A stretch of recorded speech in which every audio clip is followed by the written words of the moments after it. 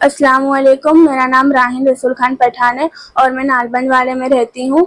आज तो मैं परिवार विद्यालय स्कूल में पढ़ती हूँ। आज सुबह मेरा रिज़ल्ट आया है और मेरे 99.20 परसेंटाइल बनी है। मैं 10वीं क्लास की बच्ची हूँ और मेरे जो भी रिज़ल्ट आया है उसमें मेरी स्कूल और मैं ऑनलाइन कोचिंग करती हूँ उनका बहुत बड़ा हाथ है।